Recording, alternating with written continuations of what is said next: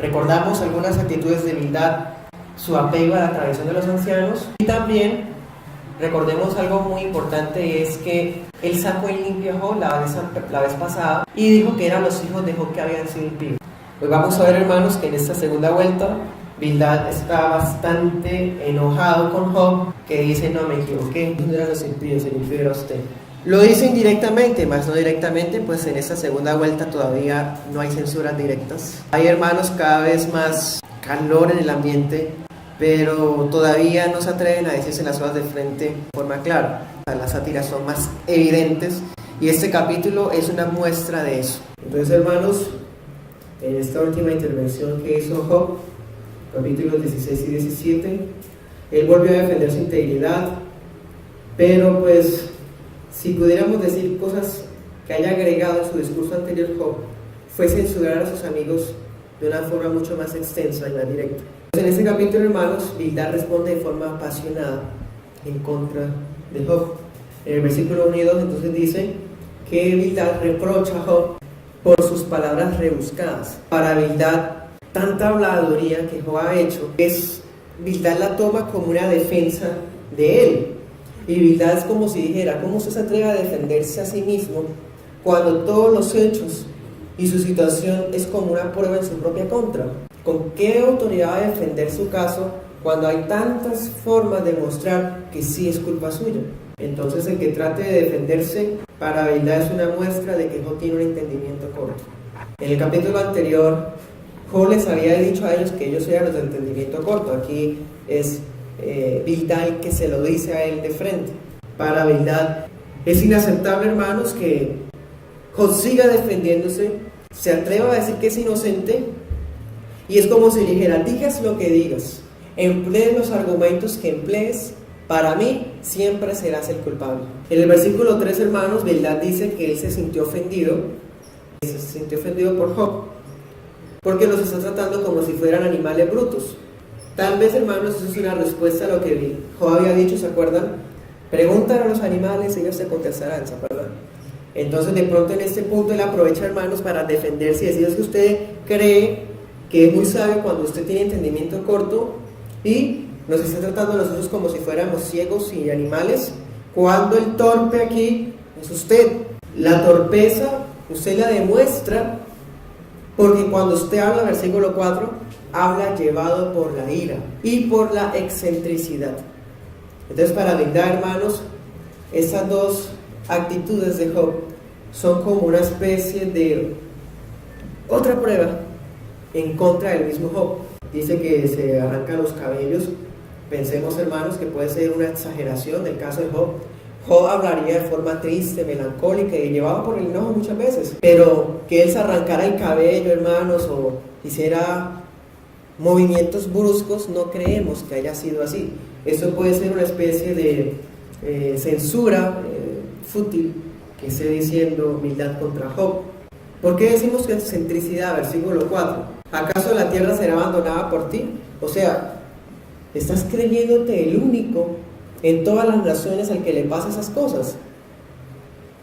Tan importante. O sea, por usted la tierra va a ser abandonada.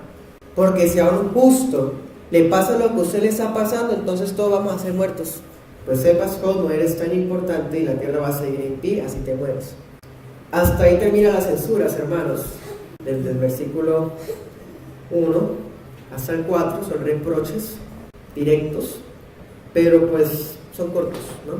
Pero a partir del versículo 5 hasta el final del capítulo nos va a hablar de los impíos. Entonces, luego de censurar las defensas de Job, Bildad pasa a hacer algo, hermanos, que ya se ha hecho antes por parte de los demás amigos, y que es describir el destino de los impíos.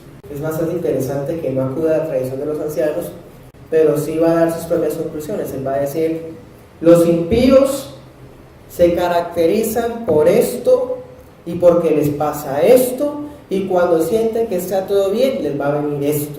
Versículo 5: la luz de los malvados se va a apagar. ¿Es verdad eso? Sí.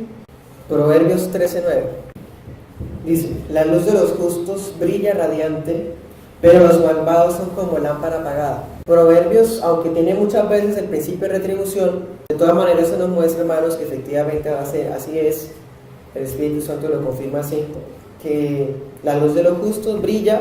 Lo que pasa es que no necesariamente ese brillo es con prosperidad económica o una salud perfecta. Y la luz de los malvados se va a apagar, no quiere decir que entonces nunca vaya a haber un malvado rico. Es una forma tal vez de decir que va a morir joven. O la gloria que tenga un impío desaparece de forma inminente. Cuando menos espera, cuando él más confiado está, es cuando más le pasan las cosas. Como se dan cuenta, hermanos, es como una sátira. Porque todo lo que Job ha dicho, hermanos, él ha expresado que todo fue cuando menos lo esperaba, cuando él estaba más tranquilo. Entonces él dice, los impíos se caracterizan porque su lámpara se apaga. Es una sátira. La luz en su carpa se oscurecerá. Hace mucho énfasis en la luz, hermanos, porque primero se habla de la luz propia, de la luz de la persona como tal, y luego se habla de la luz de su tienda, de su morada, de su hogar. O sea, primero se refiere a él como individuo, y luego se refiere a él en su familia. Y dice, así como la gloria de los impíos desaparece inminente, la familia a él también paga las consecuencias. Vemos, hermanos, la creencia de las maldiciones irracionales, la creencia de las repercusiones de los pecados de los antepasados contra las generaciones futuras, en la mentalidad de Bildad. También había tenido, hermanos, bueno, esa idea la tenía más bien Sofar en la primera vuelta. En esta Bildad muestra que también cree lo mismo. Las consecuencias de la impiedad recaen sobre los hijos y la vida de ellos también van a ser apagadas. Eso es lo que dice Bildad. No siempre es así, porque no siempre el hijo del impío es impío. Por eso Ezequiel dice, el justo, aunque sea hijo impío, vivirá por su justicia, y el alma que peque, esa morirá. Entonces él está diciendo, la vida de los hijos también va a ser apagada. Eso es otra sátira contra Job, hermanos, porque efectivamente así fue. Todos los hijos de Job no existen, ya están muertos. Entonces ahora Bildad dice, no fue por ello, yo pensé que sí, pero ahora me di cuenta que es porque tú mismo eres, o todavía no se lo he dicho directamente, pero se lo está tratando de decir, un impío. Miremos Job 8:4. Ahí está lo que le estoy diciendo. Bildad le había dicho, de pronto fue que tus hijos pecaron contra Dios y Él los castigó bien merecido. Pero ya en este punto no está diciendo eso, cambió de opinión. Ahí vemos, hermanos, que las posturas apasionadas son cambiantes. Nunca podemos defender la escritura, o por lo menos nuestras ideas, entonces, de forma apasionada, porque siempre pasa eso, hay cambios de opinión, cambios de conceptos, y entonces, hermanos, hay contradicciones. Y los cristianos, nuestro sí debe ser sí, y nuestro no debe ser no. Que los pasos de los impíos son acortados, quiere decir de que si él da zancadas, pensemos, pasos largos, el impío parece que prospera, y cada vez alcanza más cosas, llega un momento en el que esas zancadas, esos pasos que él da, es acortado, es decir, de forma fortuita, por Dios mismo es el que les impide que sigan avanzando. La zancada confiada de los malvados, dice la traducción viviente, o sea, hacían, vivían, compraban, se casaban, como dice Lucas, en fin, todo lo hacían confiadamente. Aunque los impíos muestran, hermanos, ser vigorosos, imparables y confiados, de acuerdo a Bildad, Dios mismo va a intervenir para hacerlos caer. Versículo 7, ¿de qué manera? Va a usar sus propios planes en su contra. Entonces, esto será el motivo y la causa de su caída. Miremos 15:6. Tu propia boca te condena, no yo, tus propios labios testifican contra ti. Sí, o sea, las propias artimañas del impío son las que provocan la ruina de él. Elifaz le había dicho a Job eso en otros términos, le había dicho, lo que has dicho te lo voy a usar en tu propia contra. Entonces a los impíos les sucede eso. Es lo que pues dice Bildad. Versículos 8 y 9. Pone una imagen, una gráfica, dice, es como si el impío estuviera caminando confiadamente sobre una malla. Y va caminando sobre la malla y mientras camina de repente hay una trampa que la pisa y queda aprisionado su talón. Con esto, hermanos, Bildad quiere resaltar lo mismo. El castigo es sorpresivo. Él está confiado cuando de repente la pierna se le queda atascada en una trampa. Miremos 16:12. Job, que había dicho, Yo vivía tranquilo hasta que Dios me quebró. O sea, recién había Job dicho eso y ahora Bildad se lo quiere usar en contra. Tú vivías tranquilo y de repente te vino las cosas, claro, porque es que los impíos caminan sobre una malla y su pie se aprisiona en forma sorpresiva. Así le pasa a los impíos. Algo muy interesante, hermanos, que destaca Bildad del versículo 10 es que él no solamente tiene claro que el mal tiene una consecuencia, también tiene claro que la trampa en la que el impío cae está reservada. O sea, el castigo de los impíos no solamente es inminente, ¿sí?, forma sorpresiva, sino que también está predeterminado.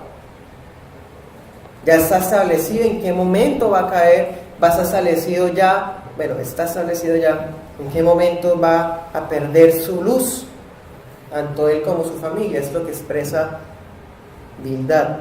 Y es muy interesante, hermano, nosotros creemos eso, que el castigo es inminente muchas veces. Como dice Lucas, acaba de decir, serán como los días de Noé, los días de Lot. Compraban, se dan en casamiento, hacían esto y aquello, cuando de repente vino el día del Hijo del Hombre y los tomó como ladrón. Y a nosotros se nos dicen Tesalonicenses, pero a ustedes ese día no va a tomarlos por sorpresa porque ustedes están velando, pero a ellos sí. Entonces a los impíos, hermanos, los castigos son inminentes, sí es cierto, y están predeterminados, sí es cierto, después de los 42 meses, 1260 días, como lo dice Apocalipsis 11, es que se termina en nuestro periodo en este mundo de proclamar las buenas nuevas del Evangelio de Cristo, para que Dios venga a hacer el juicio sobre las naciones que pisotearon a Jerusalén, a la ciudad santa que es la iglesia. Versículo 11. ¿Qué más pasa cuando el impío es aprisionado? Él iba caminando tranquilo con sus ancas largas y de repente ¡pum!, es aprisionado. Lo primero que le ocurre, ¿qué es? Miedo.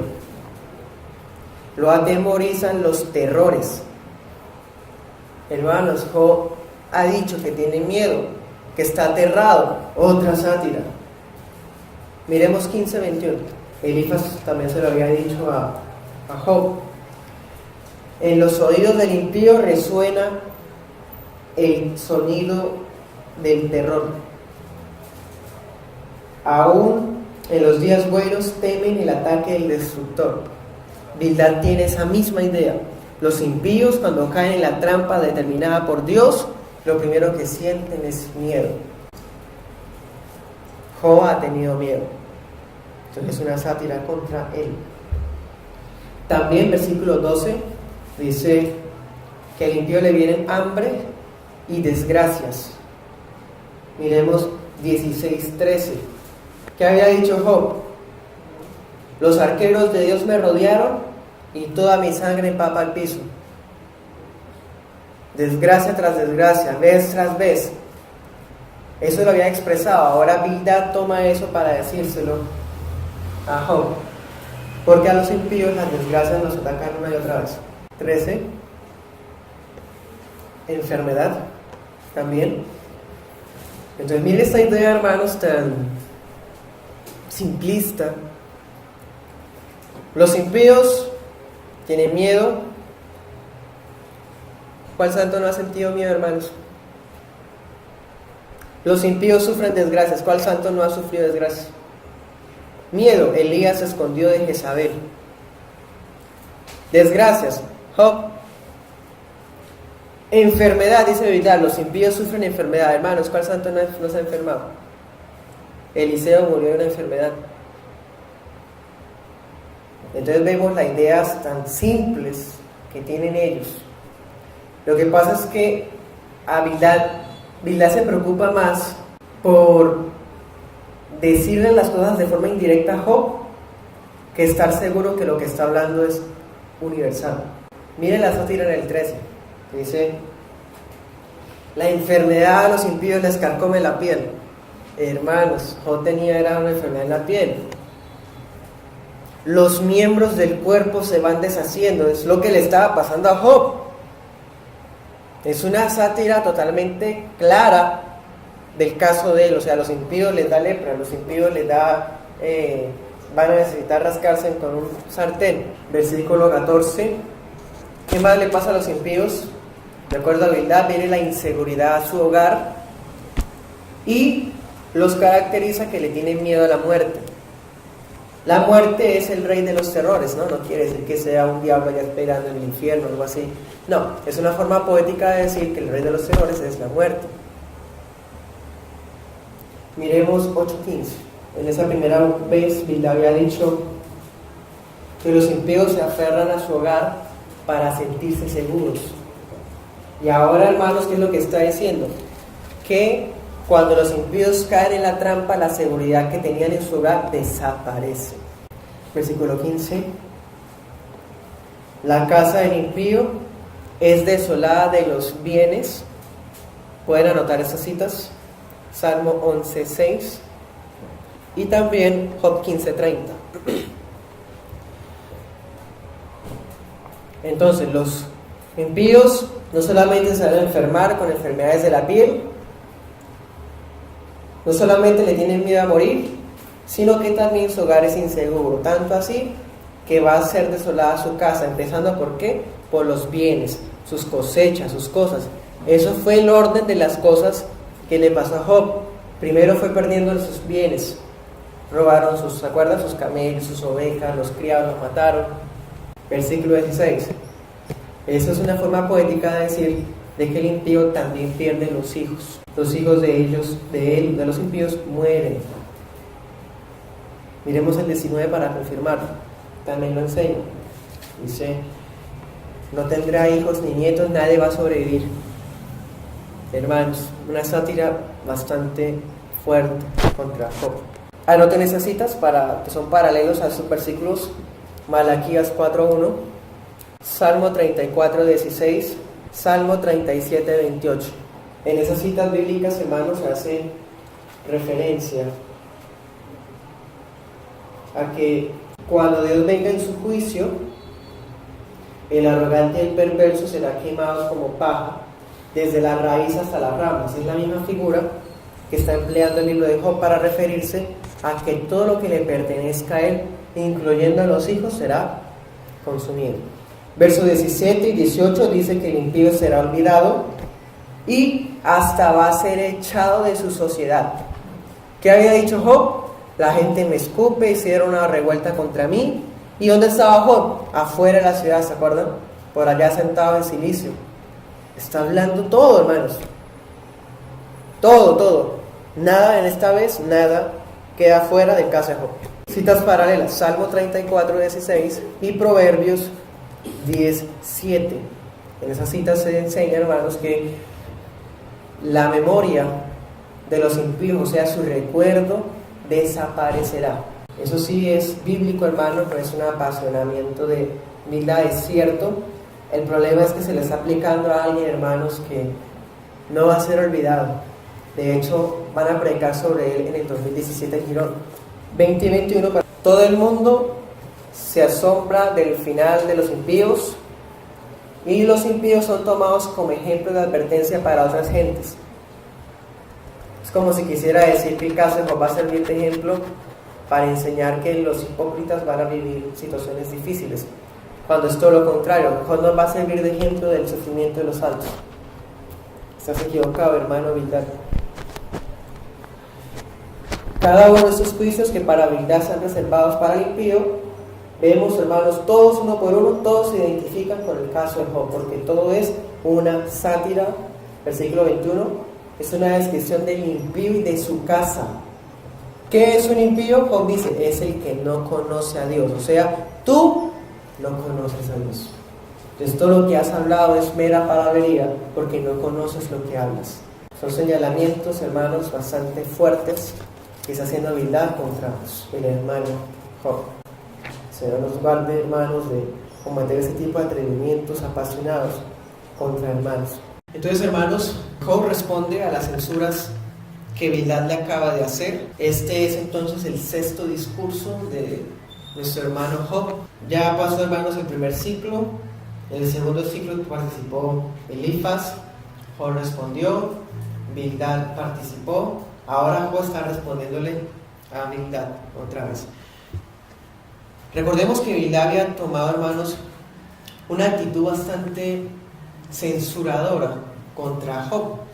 Así que en este capítulo es como si Job estuviera respondiendo a esas censuras, a las ideas del mismo Bildad, más que para defenderse, para advertirlo. Y esa es la primera vez que Job de forma directa hace eso en todo el libro. Aquí vamos a ver, hermanos, que aunque él censura a Bildad, porque es el que recién acaba de hablar, en realidad está censurando a todos los amigos de él, porque todos pues le han hablado de forma injusta. De todas maneras, miremos que igual que los hijos de Dios, vamos a darnos cuenta en este capítulo que cuando nosotros corregimos a alguien, cuando nosotros tratamos de censurar el pecado de alguien, pero con fines correctivos, de redarguir, pretendemos precisamente eso, un cambio en la persona. Entonces, cuando él en este capítulo trata de responder a cada una de las ideas de Bildad, no solamente pretende defenderse a sí mismo, sino también está tratando de advertirlos para que cambien esa forma de hablar que han tenido. O sea, todo este tiempo han estado diciéndome cosas injustas, conceptos equivocados doctrinalmente y en la realidad de las cosas. Entonces piénsenlo bien y cambien, porque están equivocados. También veremos, hermanos, que por segunda vez Job, y de hecho cada vez es más directo, vuelve a decir que su tribulación proviene directamente de Dios. Finalmente, en el discurso sexto de Job, él va a reforzar la esperanza que tiene. La esperanza de Job se va a hacer mucho más patente y va a confesar que Dios es su redentor. Bueno, esa, hermanos, es la triple distribución que hemos hecho de este capítulo. Y vamos entonces al versículo primero. Job volvió a hablar. ¿Hasta cuándo me torturarán? ¿Hasta cuándo me torturarán? Eso es lo que siente él respecto de las intervenciones de sus amigos, de los que se suponen que lo iban a consolar. Él siente que lo están torturando. ¿Sí? Amigos míos, ustedes me están haciendo daño con sus palabras. En vez de traerme consuelo, me están angustiando cada vez más. Versículo 2. Me siento aplastado. Eso, hermanos, obviamente no es literal. Es un libro poético. Es un libro que él expresa sus sentimientos y se siente aplastado. Entonces, es evidente que está hablando en términos emocionales. Bueno, me han angustiado, claro, hermanos, y cómo no. Bildad, que acabo de hablar. ¿Qué acabo de decir, Bildad? Que a los impíos les pasa X y X cosa. Exactamente las mismas cosas que le ha pasado a Job. O sea, ustedes me están angustiando porque me están haciendo creer o me están censurando de que yo soy un impío. Y eso no es justo. Están aplastando en vez de consolarme. Están haciéndome sentir más angustiado de lo que estoy. Versículo 3 dice: me han insultado ya 10 veces. Hermanos, esa referencia de número 10, otra vez les insisto, no es literal. Es una expresión que apunta ¿a qué? A lo repetitivo. El número 10 en la Biblia, en casos también como este, es un número que se refiere a lo completo de las cosas, a lo redundante de las cosas.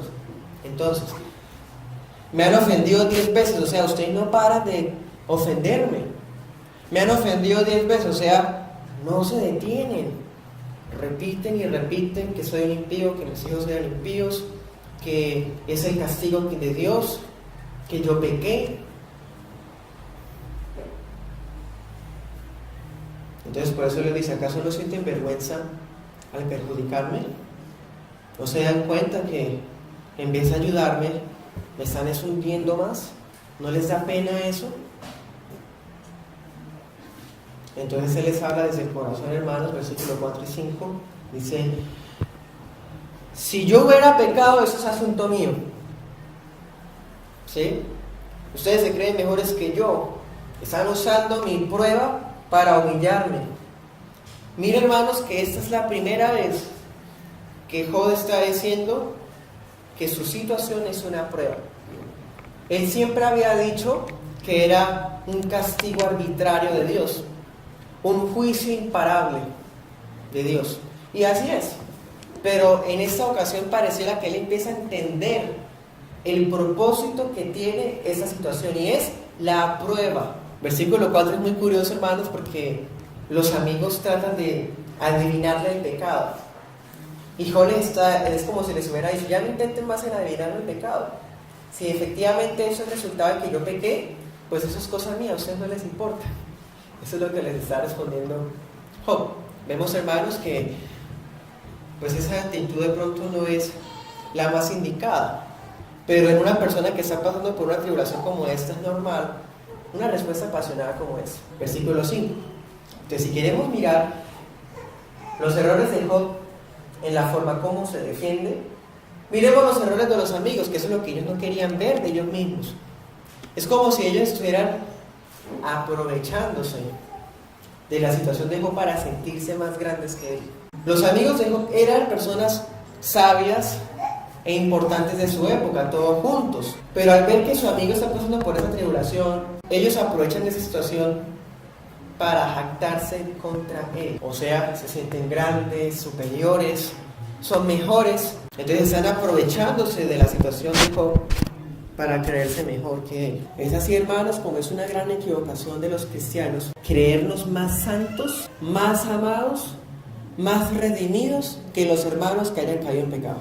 Nunca jamás, hermanos, podemos tomar esa actitud contra nuestros hermanos, actitud que tomaron los amigos de Job.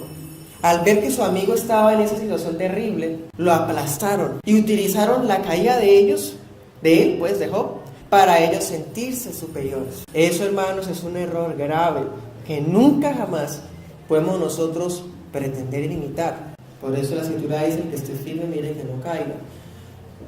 No porque entonces no podamos aconsejar, no podamos juzgar el pecado, sino porque tenemos que, como dice Santiago, el que emplea misericordia recibirá misericordia. Si nosotros damos misericordia al hermano caído, al hermano que está en prueba, que es el tema del libro, pues entonces cuando nos toque a nosotros, también recibiremos misericordia. ¿Qué es oprobio? Oprobio es vergüenza, tribulación, humillación. Él está diciendo: mi oprobio viene ¿de dónde? Es que le abrí una puerta a Satanás. ¿De dónde viene el oprobio? Lo que pasa es que mis papás tenían una maldición generacional y yo la heredé. No he ido a encuentro para destruir esa maldición. No he ido a retiro, no he dado un pacto para quebrar. No he dado una ofrenda especial para quebrar el pecado que cometí hace muchos años. Es una maldición que está sobre mí. ¿Qué es lo que está diciendo Job? Mi oprobio proviene de Dios. Es Dios el que me hizo daño. Ay, hermanos, que claro. Es tan grave, tan lamentable el concepto que la gente del mundo tiene de Dios, que asocian todo lo bonito y lo colorido y lo feliz a Dios. Y si pasa algo gris, terrible, fue el diablo. Hermanos, eso es una mentalidad bastante pobre y la verdad es pagana de ver la vida.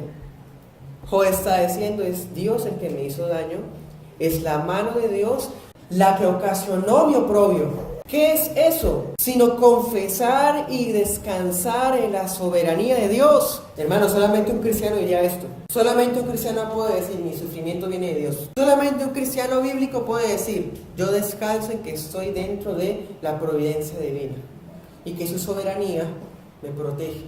No sé qué pasó, no sé qué hice, pero sí sé que es una prueba y que fue Dios.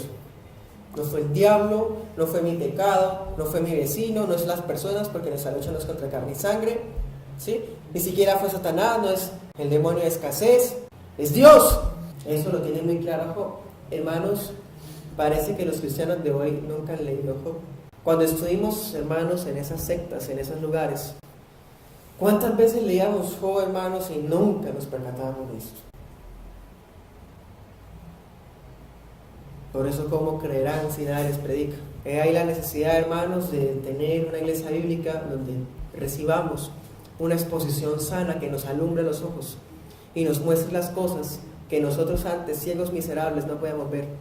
Decía un autor, hermanos, no recuerdo exactamente quién fue, un evangelista es un mendigo diciéndole a otro mendigo dónde encontró pan. Aquí encontramos pan, hermano.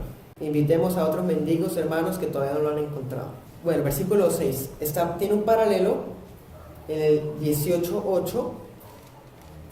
Allá en Job 18.8, Bildad había dado, hermanos, una parábola, un dicho bastante interesante. ¿Se acuerdan? Él decía, es que el malo va caminando con zancadas grandes, todo confiado de su vida, imparable y fuerte, vigoroso, pero él no sabe que está caminando sobre una malla. Y Dios le tiene preparada una trampa para que cuando ese pecador pise, Dios le va a aprisionar en la red. Eso había dicho Bildad. Los impíos son presos sus pies por Dios. Y allá, hermanos, en Job 19.6, ¿qué está diciendo Job? Dios me atrapó en su red. Job no está diciendo que él es un impío. Job no está diciendo, oiga, Bildad, sí sabe que tiene razón. Yo era un impío, yo iba caminando y ¡pum! De forma inminente caí. O sea que sí. Ya terminemos el libro, soy pecador. No, hermanos. Todo lo contrario. Aunque pareciera que Job le estuviera dando la razón a Bildad por haber caído en la red, Job no lo plantea de esa manera. Job está diciendo eso. Dios fue el que me atrapó. Yo no soy un impío que va caminando en la malla, sino que soy un justo que fue apresado por Dios. O sea, hermanos, él afirma que él fue aprisionado en la red, no porque sea un impío, sino porque el Dios soberano así lo quiso. Ese, hermanos, es el núcleo del libro, y pues a esas alturas, cuando ya hemos dado 29 predicaciones y más, porque a veces toca segunda parte, pareciera que siempre va lo mismo. Y la verdad es que sí. La conclusión siempre va a ser esta. El espíritu del libro siempre va a ser ese. La idea central del libro siempre es esa. Los unos dicen, tú estás aprisionado por tu pecado. Job dice, no, fue Dios el que me aprisionó, no sé por qué, pero eso era. De eso, hermanos, es el libro de Job. Salmo 66, 9. Nuestra vida está en manos de nuestro Dios. Él cuida que nuestros pies no tropiecen. Bueno, hasta ahí, hermano, está muy lindo. Resaltémoslo porque es una promesa de Dios. Vamos entonces a enmarcarlo en el cuarto, ¿sí? Pero ¿qué más dice la Biblia? Nuestra vida está en sus manos. Él cuida que nuestros pies no tropiecen. Nos pusiste a prueba, oh Dios, versículo 10. Nos pusiste a prueba, oh Dios. Nos purificaste como se purifica la plata. Nos atrapaste en tu red. Pusiste sobre nuestra espalda la carga de la esclavitud. ¿Quién fue? Dios. ¿Quién confiesa eso? El pueblo de Dios. Oiga, pero no había dicho que nuestros pies no tropiecen. Exactamente. Ni Satanás, ni el mundo, ni lo alto, ni lo profundo, ni nuestros pecados, ni nuestra familia nos podrá atrapar en la red. Por lo tanto, el único, hermanos, que nos podría aprisionar es el mismo Dios. A su pueblo, obviamente. Hay un pasaje por allá en Números, ¿ustedes se acuerdan? 16 al 19 aproximadamente, dice, no vale agüero contra Jacob, ni hechizo contra Israel. A los del pueblo de Dios no hay ninguna trampa que funcione, ninguna brujería, ninguna maldición, ninguna acusación de Satanás. No funciona porque tenemos un sumo sacerdote invencible, un rey, hermanos, que nos defiende. La única manera entonces de que pasemos tribulación, la única manera entonces de que seamos atrapados por nuestras consecuencias del pecado es que Dios mismo sea el que nos aprisione. Y es, hermanos, eso lo que Job tiene claro. Fuiste tú el que me aprisionó, o sea, Dios me atrapó. ¿Qué dice el Salmo 66? Que así es. Si yo pequé es mi propio problema, pero ustedes no tienen derecho a aprovecharse de mi problema para burlarse de mí. Versículo 7. Yo clamo, socorro, nadie me responde. En este versículo, hermanos, tenemos entonces claro que cada vez que Job pide ayuda, cada vez que Job pide justicia, lo que está haciendo, ¿qué es? Orar. ¿Y por qué debo decir eso? Porque recordemos que al comienzo del libro, Job habla a Dios, pero no directamente, sino indirecta. Al comienzo del libro, en el primer ciclo, Job decía, él. Pero a partir del segundo ciclo ya está diciendo, Dios, tú, Dios. ¿Sí? Entonces en el 7 nos aclara para todo el resto del libro que cada vez que están clamando por auxilio es a Dios, es orando, hermanos. Pero ¿qué le está pasando? Está gritando de angustia a Dios, pero ¿qué? No ha recibido respuesta. Todo está callado, no ve nada, nadie viene a ayudarlo, todo sigue peor. Antes están los amigos aplastándolo más. Hermanos, es precisamente ese tipo de situaciones en la que todos los hijos de Dios debemos pasar para que aprendamos a que no dependemos de la gente, ni siquiera de nuestra propia familia, sino solamente de Dios. Momentos de prueba, de soledad absoluta, donde ni siquiera Dios nos escucha, al parecer, donde pareciera que Dios no contesta. Entonces decimos, ¿qué pasa, Señor? Y caemos entonces en el error legalista de decir, pero si yo he hecho, yo he sido, yo no he hecho, yo no he sido. Hermanos, qué ignorantes somos. Esa no es la manera de razonar de un cristiano. El cristiano no va a decir, pero es que si yo he sido bueno, ¿por qué me pasan cosas malas? Hermanos, un cristiano no piensa así. Nosotros más bien, en vez de cuestionar la providencia de Dios, o de renegar por la red en la cual hemos caído, por su voluntad, nosotros decimos, descansamos en los méritos de Cristo, en lo que Cristo hizo, en lo que Cristo es, en lo que Cristo no hizo, en lo que Cristo no es. Él es perfecto, y si yo estoy vestido de Cristo es por los méritos de Él que yo tengo acceso. Hermanos, es difícil, la verdad, poder descansar en esto cuando la prueba realmente nos atrapa. Pero precisamente para eso son las pruebas. Porque, hermanos, el tema de las pruebas es imprescindible y no existen cristianos sin pruebas. Como les he dicho antes, toda persona que profesa ser cristiana y su vida va rosada, van en cabalgadura, comoditos, tranquilos y felices, no son cristianos. Algo anda mal.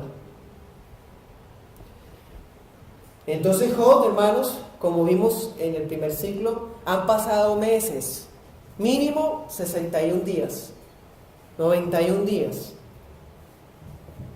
de tribulación, mínimo.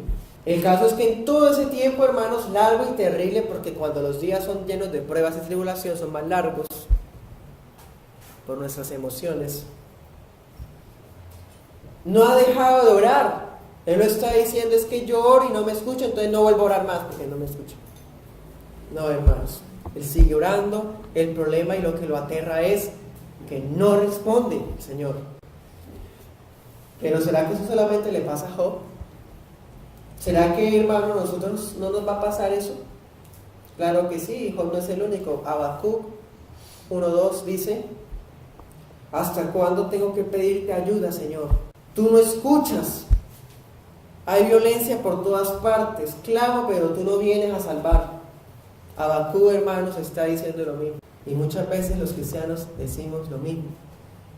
¿Cuántas veces, hermanos, los primeros cristianos eran quemados y tirados a los leones y clamaban y no había respuesta? Entonces la respuesta, la solución a nuestra petición, no necesariamente es la prueba de que Dios nos esté escuchando. Dios nos escucha, hermanos. Su respuesta llegará en el tiempo que su voluntad desee. Pero aprender a esperar, hermanos, es algo necesario para nosotros, sin excepciones. Por eso la Escritura dice que si Dios no nos disciplinara, seríamos bastardos. Entonces, si usted es hijo de Dios, tendrá que ser probado. ¿No quiere pruebas? Entonces no es hijo de Dios. Versículo 8, allá de Job.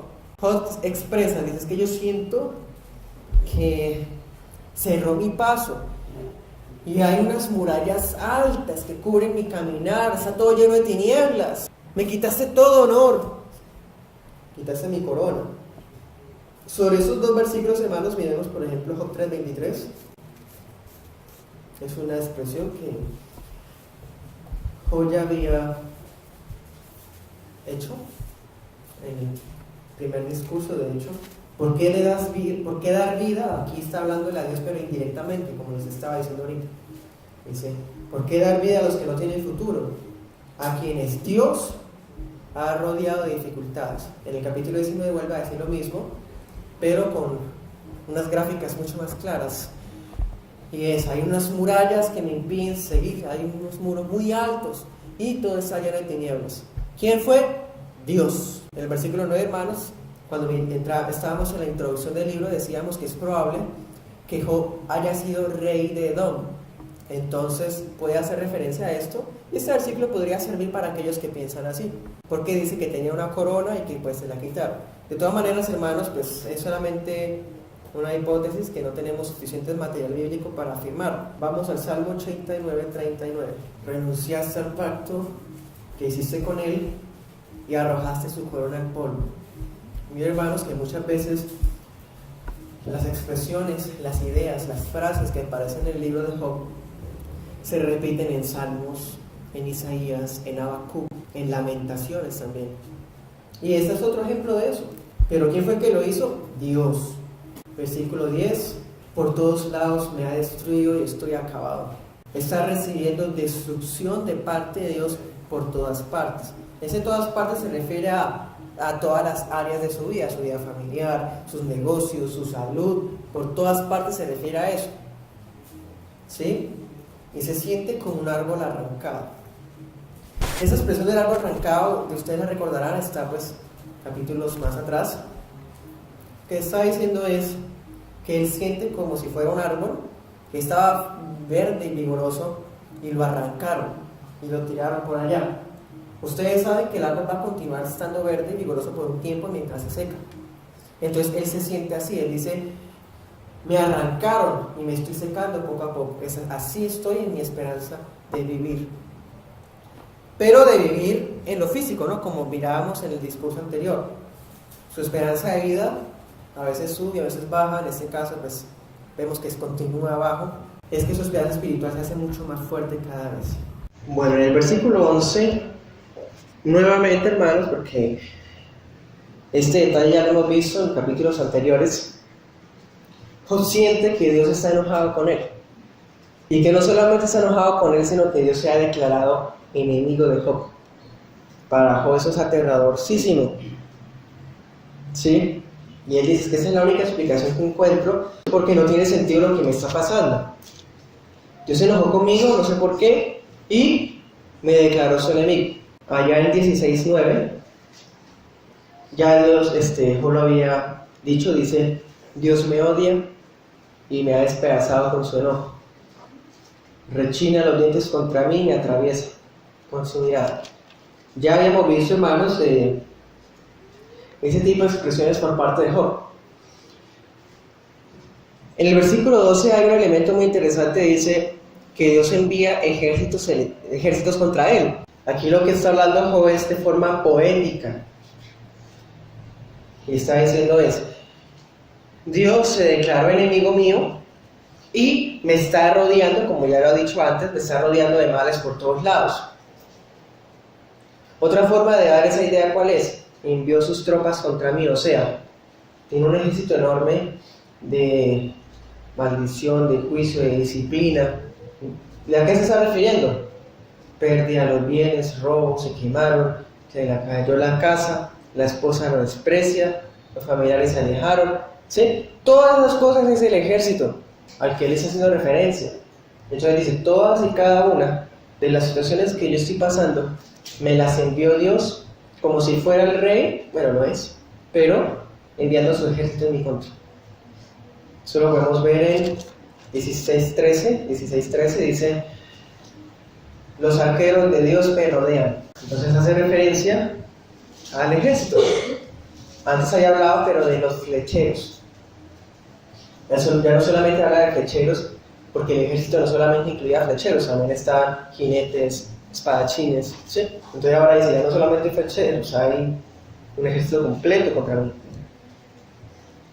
Versículos 13 al 14, hermanos. Vamos a leerlo hasta el 17. Mis familiares se mantienen lejos. Mis amigos se han puesto en mi contra, mi familia se ha ido. Mis amigos íntimos se olvidaron de mí. Mis sirvientes y mis criadas me consideran extraños. Llamo a mi sirviente y no viene. Mi aliento le da asco a mi esposa y mi propia familia me rechaza. Aquí vemos, hermanos, aspectos que Job no había dicho antes. Cosas que él está expresando de que siente que no sabíamos. Hasta aquí lo vemos por primera vez. Ya había dicho que se había alejado de él, ¿cierto? La gente, los familiares, pero nos dio detalle de la esposa, algo muy triste y lamentable. El caso es que Dios aleja de él tanto a familiares como amigos. Y los únicos amigos son ellos, los tres, más Eliú. Y Dios hace que estén en contra de Job. ¿Sí? Es como si estuviera diciendo, ellos también hacen parte de los ejércitos contra mí. Es obra de Dios que la gente esté alejándose de mí. Es obra de Dios que mi familia ya no esté. 16:7 lo había dicho, Dios arrasó con mi familia. ¿Sí? 16:7. Pero también ahora dice los amigos. Claro, esto, hermanos, ya José los ha hecho de frente a ellos. Si ustedes están en mi contra es por obra de Dios. ¿Sí?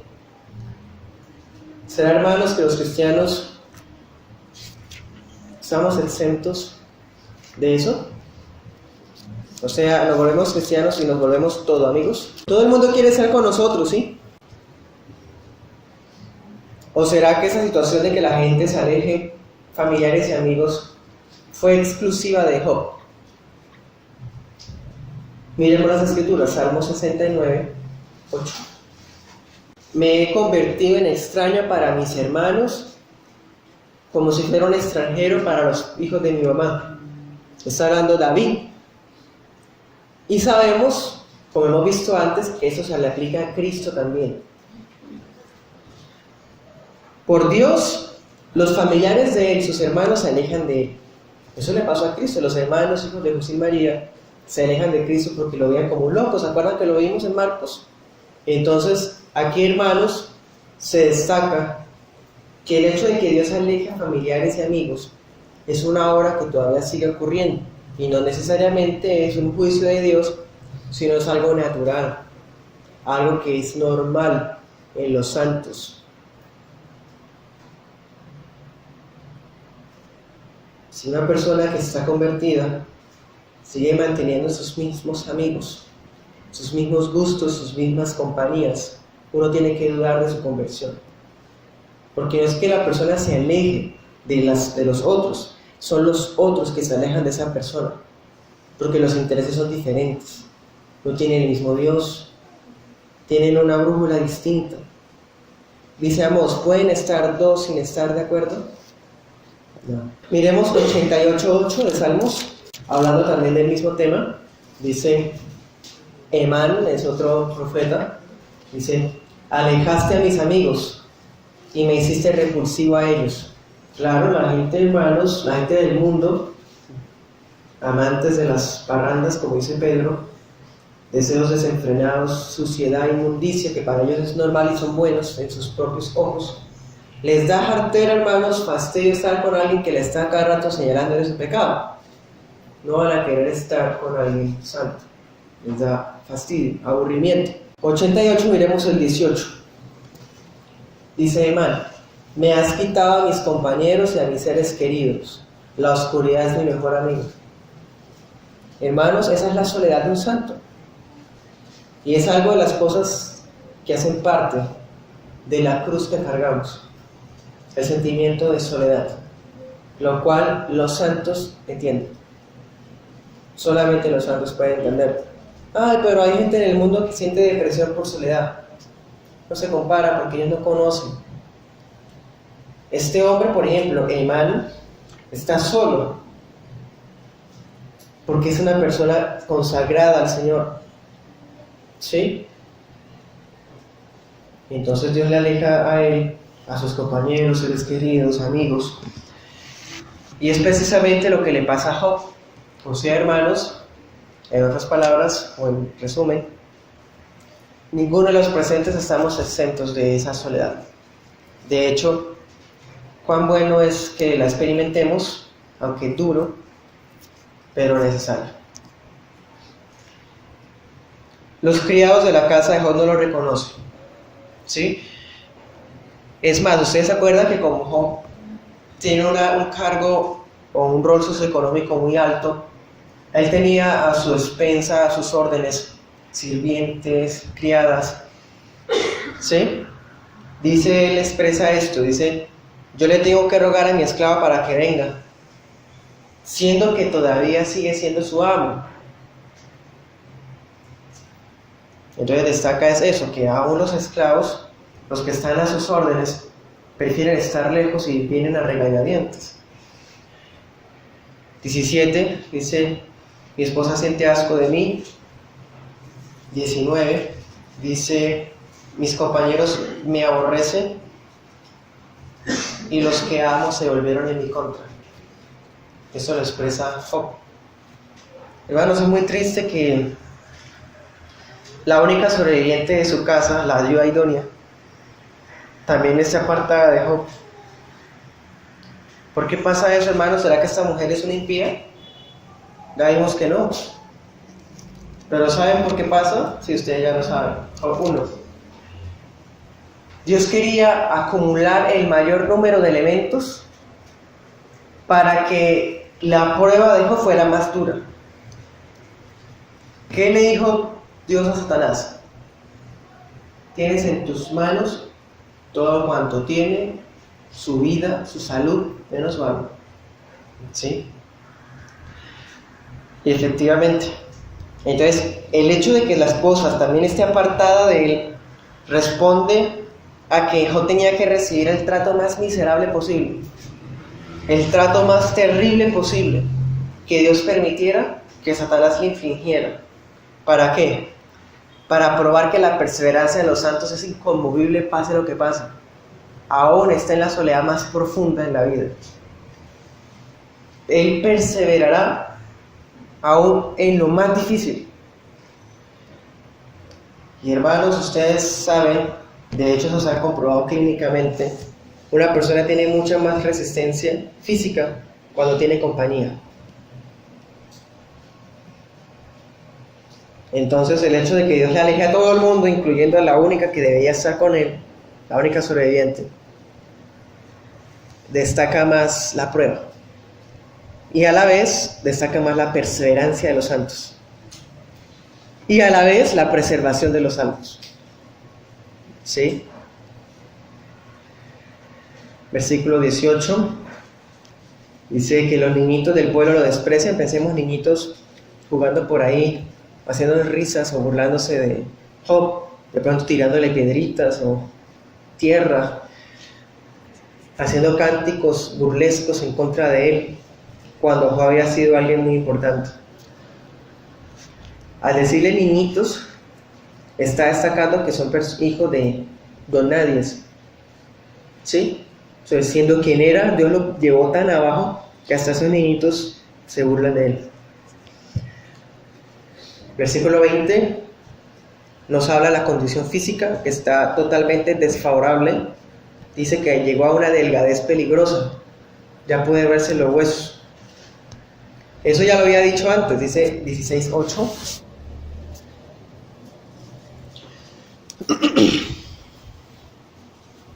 Mi flacura se levanta contra mí, testifica en mi cara. Ya nos había dicho que estaba muy flaco, ¿sí? Pero en este versículo nos está diciendo que la única carne que le queda es la de los dientes. Es una hipérbole, ¿no? Es una exageración. Es una forma de decir de que ya está, pero desnutrido casi, ¿sí? Entonces miremos todo lo que ha pasado. Ya no tiene compañías, ni siquiera su esposa, y en salud está al borde de morirse. Vive es por preservación. Ay, a la gente se burla, los extraños, los que antes le tenían que pararse cuando él caminaba, tenían que hacerle venidas cuando él caminaba. Ahora los niñitos de esos don nadie están por ahí burlándose de él. Miremos Salmo 102:5. El salmista está diciendo: por mi gemir quedé reducido a piel y huesos. Está tan sufrido, llorando todo el día de sufrimiento, de dolor, pues, que está expresándose casi en los mismos términos de Job. Esa experiencia que está en Job también está en Salmos. ¿Para qué les muestro eso, hermanos? Siempre hago esos paralelos. Primero, para probar que la Biblia es una sola, que ella se confirma lo que dice, que ella emplea elementos y expresiones que ella ya ha dicho antes. Pero también para mostrar que la experiencia de un santo puede ser la de otros santos, incluyéndolos. Entonces es normal, hermanos, que muchas veces pasemos, no solamente por la soledad que ha expresado el salmista Emán, sino también por el gemir que expresa este salmista, de que por sufrir y dolerse tanto empieza a adelgazarse, a consumirse en su salud.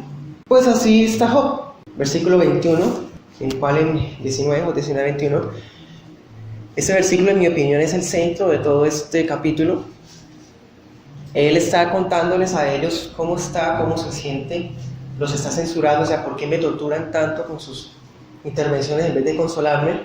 Entonces el 21, él les dice: tengan misericordia de mí, ustedes son mis amigos, por favor tengan piedad, es la mano de Dios la que me ha golpeado. O sea, si Dios lo hirió con su mano, que por lo menos sus amigos le tengan piedad.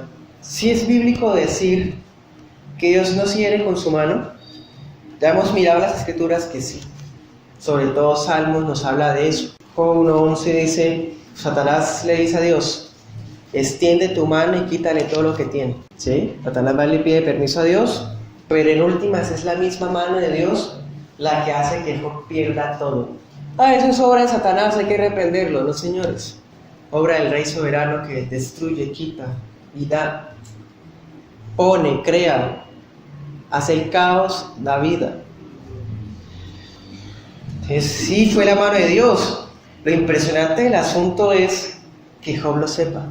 Hermanos, Job no tiene en su mano Job 1 para saber que fue así, pero él lo sabe, porque los hijos de Dios perciben, de pronto no a profundidad porque es imposible, pero sí perciben en su corazón regenerado la mano de Dios en sus vidas, incluyendo en situaciones difíciles como esta. Miremos también Job 6:14, también habla en esos términos. Le dice a ellos: uno debería ser compasivo con un amigo que está abatido. Usted me está acusando, aquí es cuando le habla a Job a Elifaz, me estás acusando sin temor de Dios. Ya le había hablado de eso a Elifaz, pero en ese punto ya les dice a todos los presentes eso: ustedes deberían tener piedad de mí. Fue Dios, otra vez directamente lo dice, fue Dios el que me humilló, téngame piedad. Versículo 22 les dice: por lo menos no utilicen mi desventura, no utilicen todo lo que me ha pasado, como dicen popularmente, para restregármelo en la cara, o dicho de otro modo, para burlarse de mí, para escarnecerme. Eso es lo que ellos estaban haciendo, hermanos. De hecho, fue lo que Bildad acaba de hacer. En todo lo que llevamos, Sofar ha sido muy franco, pero Bildad, hermano, fue satírico de una forma muy grosera. Están cogiendo todo lo que le ha pasado a Job para decirle que él es un impío. Entonces Job se queja y les dice: dejen de utilizar mi situación para burlarse de mí. ¿Sí? Anoten esta cita bíblica, Salmo 69:26, es un paralelo a ese versículo. Versículo 24-25 de Job. Ese detalle es muy interesante, y más cuando en ese tiempo la escritura no existe, todavía no se han inventado las letras ni nada de eso. Pero mire lo que él dice, suspira y dice: ojalá mi caso fuera escrito en un libro. O sea, ojalá todo lo que me ha pasado, lo que hemos conversado, lo que yo me he defendido, ojalá todo esto quedara escrito en un libro, hermanos, deseo concedido. Estamos leyendo el libro de Job. Pero ese suspiro, ¿qué significa? Él está diciendo, es que en mi caso debería escribirse en un libro primero, como memorial, que los santos no están exentos del sufrimiento. Segundo, que en mi caso, humanamente es injusto. No lo entiendo. Entonces, si queda por escrito, puedo reclamar cuando vaya al tribunal. ¿Sí? Eso es la idea que quiere expresar Job. Dices que debería ser escrito en un libro o por lo menos en un material imborrable. Hay una cita paralela a eso que está en Isaías 38, versículo 25. De todas maneras, hermanos, dice 19:25, ese es el versículo tal vez más famoso de todo el libro. En cuanto a mí, yo sé que mi Redentor vive, y un día por fin estará sobre la tierra. Y después que mi cuerpo se haya descompuesto, en mi carne veré a Dios. Estas palabras, hermanos, son impresionantes. Primero, habla de Redentor. ¿Qué es un Redentor? ¿En qué términos está refiriéndose Job? ¿Redentor quién es? Él ha hablado, recordemos, mediador, árbitro, ¿sí? Juez, abogado. Y ahora a esa misma figura le dice Redentor. Entonces la idea que le está dando es la de alguien que se pare e interceda por él. En ese sentido no está haciendo referencia a Dios Padre, está haciendo referencia entonces a Cristo. ¿Sí? Él espera en Dios. Como segundo detalle de este versículo es que, aunque ha expresado que está solo completamente, su buen nombre desapareció, su salud está desintegrándose, su confianza está creciendo. Lo cual es bastante, hermanos, impresionante, característico de los que Dios preserva. Y es como si dijera, yo espero que Dios mismo en persona venga y me redima. Me redima quiere decir, venga y saque la cara por mí, por mi caso, porque no entiendo y no tengo a nadie. Estoy solo. Entonces el único que está conmigo es Dios. Mire, hermanos, no es incongruencia, no es contradicción, es fe. Acaba de decir que Dios es su enemigo, pero ahora está diciendo, Él es mi Redentor. ¿Ven? O sea, Él está diciendo, en la situación que vivo, no es porque yo sea enemigo de Dios. Él me está tratando como si lo fuera, pero Él sigue siendo mío. Él sigue siendo mi Redentor. O sea, miremos, hermanos, que la fe de Él está inconmovible. Sabe que fue la mano de Dios la que le causó todo ese sufrimiento, pero sabe que esa misma mano lo va a redimir. ¿Podemos entender eso humanamente? No. Pero por fe, sí, porque eso es fe, hermanos. Fe salvadora. Entonces Él espera que el mismo Dios venga en persona a redimirlo. Dios se hizo carne y habitó entre nosotros. Y nos redimió a su pueblo de sus pecados, de nuestros pecados.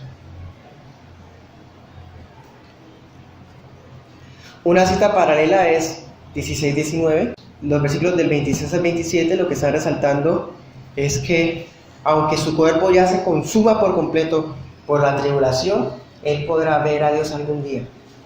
Es como si dijera, yo prefiero morir pronto, de todas maneras sé que voy a verlo. Para mí el morir es Cristo, el vivir es Cristo y el morir es ganancia. Casi que dijera eso, hermanos. Casi. Esa es la seguridad de la salvación, porque ¿qué acabamos de decir? Sienten que Dios es su enemigo, pero saben que Dios va a redimir. Y también sabe que cuando muera va a ver a Dios. Eso es la seguridad de la salvación. Él dice, aunque me ha pasado todo lo que ha pasado, yo no he perdido mi salvación. Yo sigo siendo salvo. Así que cuando muera, podré ver a Dios cara a cara. ¿Sí? los versículos 28 al 29, nos muestran, hermanos, que toda esa situación es resultado de un trato soberano divino. Y todas las cosas que Job ha pasado no tienen explicación. Por eso Job dice, fue Dios. Entonces, hermanos, Dios nos guarde de tomar de forma caprichosa el caso de Job para acomodarlo a nuestras propias vidas. No podemos hacer eso, no tenemos derecho a que un cristiano contemporáneo se atreva a decir, hermanos, que por culpa de Dios es que está pasando lo que está pasando, cuando en realidad, pues sabemos que todo proviene de Dios, pero si es resultado de decisiones, de actitudes, de palabras, las cosas que la persona está sufriendo, ¿cómo se atreve a compararse con Job cuando Job no tuvo nada de esas cosas? Las cosas de Job, que pasó con Job, se salieron de las manos completamente de Job porque él no hizo nada, ¿sí? Pero si alguien, hermanos, un cristiano, está viendo las consecuencias de sus decisiones, actitudes y palabras, no puede compararse con Job y decir, es que yo me estoy sufriendo y siento que es el caso de Job, porque todos están contra mí y mis familiares se alejaron. Y no, si es por culpa de sus propias decisiones, actitudes y palabras, no aplica con Job. No tenga un concepto tan grande de usted mismo. De todas maneras, hermanos, concluye y les dice, amigos míos, tengan piedad de mí, y si no, sufrirán las consecuencias. Porque eso que estoy viendo fue Dios, y yo lo sé, aunque ustedes no quieran aceptarlo. Pero ese Dios me va a redimir. Y ese mismo Dios que me está disciplinando porque yo no sé qué, es el mismo Dios que es justiciero y que me va a vengar si ustedes se siguen burlando de mí. ¿Sí? Entonces, dejen de lastimarme, dejen de estar buscando más pretextos en mi contra, porque mi Redentor vive. ¿Sí? Y Él podrá enjuiciarlos a ustedes también. Para terminar, hermanos, quiero hacer una referencia en los versículos. Mateo 5:8 dice, los de corazón puro son bienaventurados porque ellos verán a Dios. ¿Qué acaba de decir Job? En mi carne he de ver a Dios. Él es bienaventurado y su corazón es puro, por eso él verá a Dios. Primera de Corintios 13:2, ¿qué dice? Ahorita vemos como por un espejo, pero en aquel día veremos frente a frente y seremos conocidos como ahora somos conocidos, cara a cara. Está hablando como Pablo. Primera de Juan 3:2 dice, hermanos, ahora somos hijos de Dios, aunque todavía no se ha manifestado lo que habremos de ser. Sabemos, sin embargo, que cuando Cristo venga, seremos semejantes a Él, porque lo veremos tal cual es. Lo veremos. Veremos a Cristo porque somos hijos de Dios. Job está hablando así porque él es hijo de Dios. Porque la fe salvadora del Nuevo Testamento es la misma fe salvadora del Antiguo Testamento. Aunque Cristo no se haya manifestado, Job tiene fe en un Redentor, que es Cristo. Hemos de ver a Dios, no por nuestros propios méritos, no porque seamos mejores que Job, o seamos iguales a Job en testimonio, sino por gracia y por sola fe. Oremos.